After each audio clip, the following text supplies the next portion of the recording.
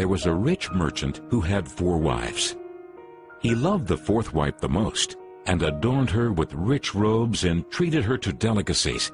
He took great care of her and gave her nothing but the best. He also loved the 3rd wife very much. He's very proud of her and always wanted to show off her to his friends. However, the merchant is always in great fear that she might run away with some other men. He too loved his 2nd wife. She is a very considerate person, always patient, and in fact is the merchant's confidant. Whenever the merchant faced some problems, he always turned to his 2nd wife, and she would always help him out and tide him through difficult times. Now the merchant's 1st wife is a very loyal partner and has made great contributions in maintaining his wealth and business as well as taking care of the household. However, the merchant did not love the 1st wife, and although she loved him deeply, he hardly took notice of her.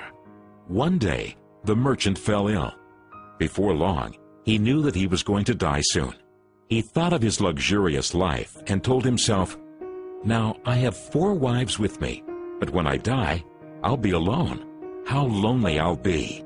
Thus, he asked the 4th wife, "I love you most, endowed you with the finest clothing and showered great care over you. Now that I'm dying, will you follow me and keep me company?" "No way," replied the 4th wife, and she walked away without another word. The answer cut like a sharp knife right into the merchant's heart. The sad merchant then asked the 3rd wife, "I have loved you so much for all of my life. Now that I'm dying, will you follow me and keep me company?"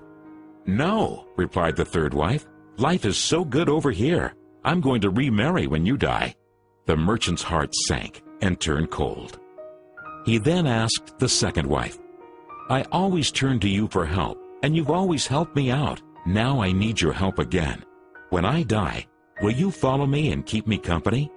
"I'm sorry, I can't help you out this time," replied the 2nd wife. "At the very most, I can only send you to your grave."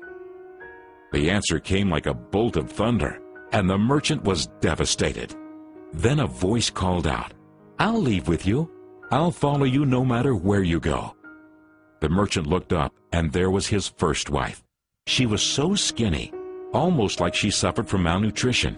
Greatly grieved, the merchant said, "I should have taken much better care of you while I could have." Actually, we all have 4 wives in our lives. The 4th wife is our body.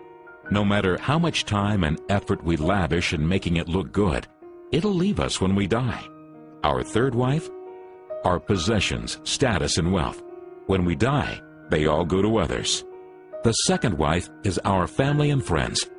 No matter how close they had been there for us when we're alive, the furthest they can stay by us is up to the grave. The 1st wife is in fact our soul, often neglected in our pursuit of material, wealth, and sensual pleasure. Guess what? It is actually the only thing that follows us wherever we go. Perhaps it's a good idea to cultivate and strengthen it now, rather than to wait until we're on our deathbed to lament.